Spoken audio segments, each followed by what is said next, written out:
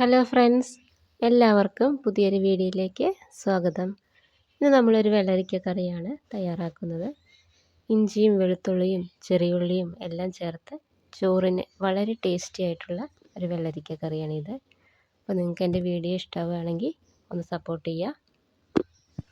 അപ്പോൾ നമുക്ക് കറി തയ്യാറാക്കാം. അപ്പോൾ ഈ ഒരു വെള്ളരിക്കയുടെ പകുതിയാണ് കറിക്കായിട്ട് ഞാൻ എടുത്തിട്ടുള്ളത്.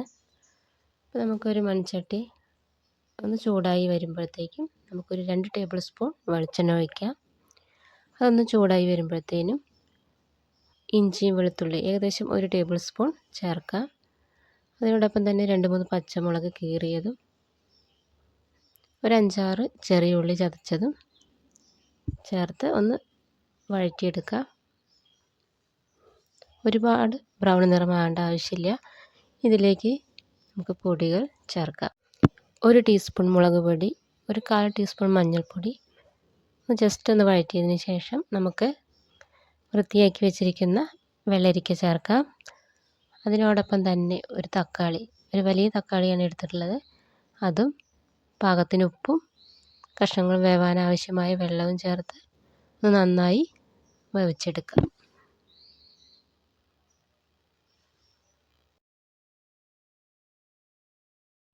ഇനി ഇതിലേക്ക് ഒരു അരപ്പ് തയ്യാറാക്കാം. 1/4 കപ്പ് തേങ്ങയാണ് എടുത്തിട്ടുള്ളത്. ഒരു 2 ചെറിയ ഉള്ളിയും 1 ടീസ്പൂൺ ജീരകവും ഒരു നുള്ള് മഞ്ഞൾപ്പൊടിയും ഒരു 2 കറിവേപ്പിലയും വെള്ളവും ചേർത്ത് നന്നായിട്ടൊന്ന് അരച്ചെടുക്കാം.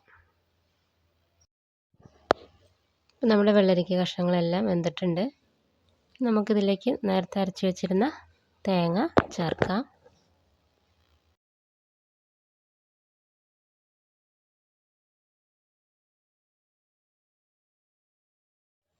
തേങ്ങ ചേർത്തതിന് ശേഷം കറിക്ക് ആവശ്യമായിട്ടുള്ള വെള്ളം കൂടി ചേർത്ത് കറി ഒന്ന് നന്നായി തിളച്ച് ഒന്ന് ചെറുതായിട്ടൊന്ന് വറ്റി വരുമ്പോൾ നമുക്ക് തീ ഓഫ് ചെയ്യാം.